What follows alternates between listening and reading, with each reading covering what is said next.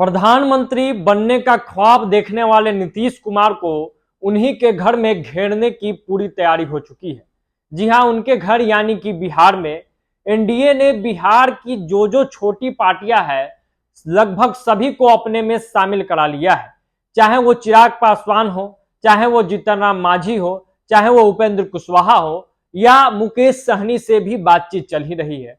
और ये जो छोटी छोटी पार्टियां हैं इनका कद कहीं ना कहीं जातीय समीकरण को जब आप मिला दीजिएगा तो बहुत बड़ा हो जाता है। क्योंकि आपको बताते चले कि चिराग पासवान पासवान समाज से आते हैं और लगभग पूरे बिहार में 5 से 6% इनका वोट है। साथ ही साथ इनकी अपनी लोकप्रियता है। इनके पिता का पहले का जो विरासत है, मेहनत है और जो समीकरण है बिहार के राजनीति में उनकी जो ताकत है उसका फायदा अब जाके एनडीए को मिलेगा। उसके साथ ही साथ जीतन राम मांझी की बात की जाए तो जीतन राम मांझी खुद पिछड़ा अति पिछड़ा समाज से आते हैं। तो जो अति पिछड़ा और पिछड़ा समाज का वोट है उसकी संख्या भी पूरे बिहार में बहुत अच्छी है। और जब जीतन राम मांझी एनडीए के साथ हो लेंगे तो कहीं ना कहीं उनका जो वोट बैंक है, उनका जो अपना आधार है वो भी एनडीए के साथ चला जाएगा।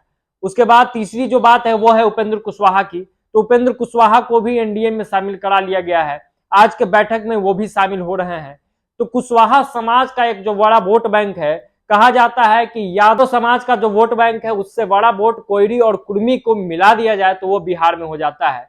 तो उपेंद्र कुशवाहा कुशवाहा समाज के सबसे बड़े नेता में से माने जाते हैं। ऐसे में अब बच गए मुकेश सहनी। तो मुकेश सहनी को भी शामिल कराने की कोशिश हो रही है।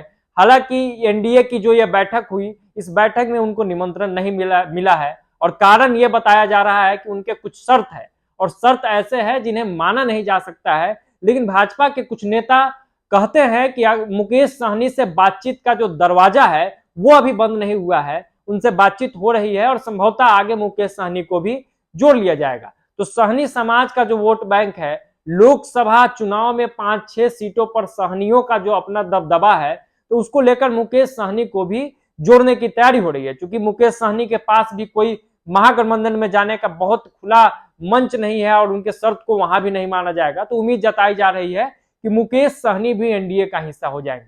तो ऐसे में भाजपा का अपना वोट बैंक है, भाजपा का हिंदुत्व फैक्टर है, भाजपा का नरेंद्र मोदी का चेहरा है, ऊपर से युवा चेहरे के रूप में और पासवान समाज के वोट के साथ साथ चिराग पासवान एनडीए का हिस्सा कल औपचारिक रूप से बने गए हैं और आज जब वो बैठक में शामिल हो जाएंगे तो एक तरीके से इस पूरे खबर पे 100% मुहर लग जाएगी बिना किसी किंतु परंतु के। उसके बाद जीतन राम मांझी का वोट बैंक गिना दिया। उनके पुत्र हैं वो भी लगातार मेहनत कर रहे हैं।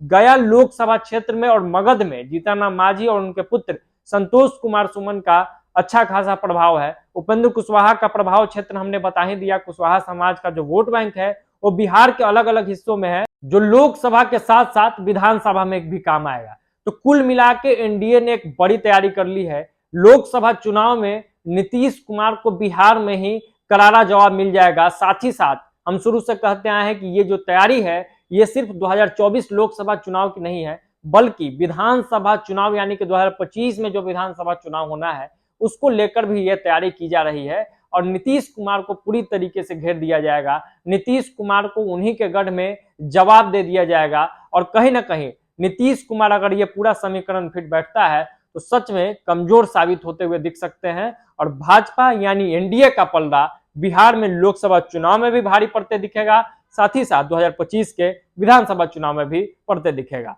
आप क्या कुछ इस पूरे मुद्दे पर सोचते हैं? कमेंट बॉक्स में अपनी राय और प्रतिक्रिया जरूर दीजिएगा। अभी के लिए इतना ही, दीजिए इजाजत। अगर आप हमें फेसबुक पेज पर देख रहे हैं तो हमारे पेज को फॉलो कर ले।